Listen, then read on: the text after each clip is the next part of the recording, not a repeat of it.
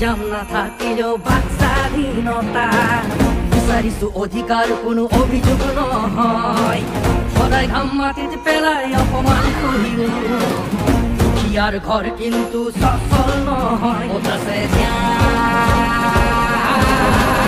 ওতাছে ন্যায়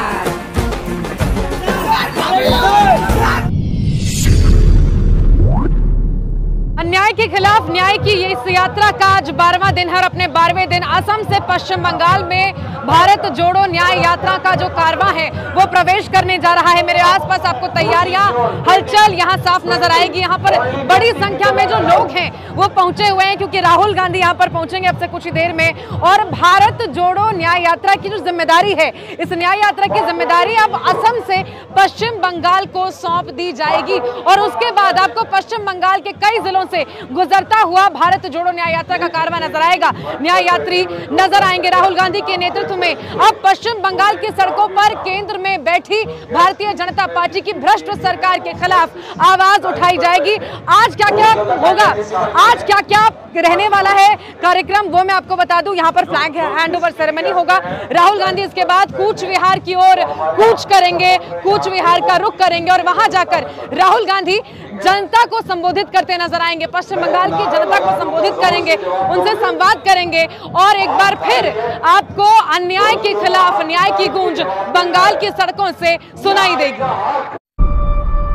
इस देश को अन्याय सहते सहते 10 साल हो चुके हैं और अब बहुत हुआ। अब न्याय होना होगा और वो न्याय राहुल गांधी जी अपनी भारत जोड़ो न्याय यात्रा के जरिए करेंगे।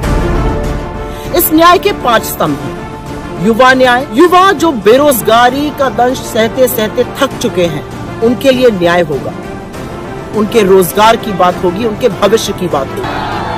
भागीदारी न्याय, उन लोगों के लिए जो शोषित, दलित, वंचित, आदिवासी, पिछड़े वर्ग के लोग जिनको हर वक्त शोषण सहना पड़ता है उनके लिए न्याय की बात होगी और वो भागीदारी न्याय है। नारी न्याय, नारी शक्ति, इस देश की आधी आबादी जो असुरक्षित महसूस करती है, जिसका कोई रिप्रेजेंटेशन नहीं है कामकाज में, उसके लिए न्याय होगा और वो न्याय नारी न्याय के स्वरूप में आएगा। चौथे, किसान न्याय। वादा तो किया था किसानों की आय दोगुनी करने के लिए, लेकिन आज 10 साल बाद किसान की आय 27 रुपए प्रति दिन है और इस अन्याय को खत्म करने के लिए किसान के साथ न्याय होगा, उसकी फसल का उचित दाम मिलेगा। अंत में मैं बात करूंगी श्रमिकों की। जो सरकार का आंकड़ा है उसके अनुसार 1/4 सुसाइड इस देश का श्रमिक वर्ग कर रहा है और उन श्रमिकों के लिए जो इस देश की रीढ़ की हड्डी है उनके लिए न्याय होगा।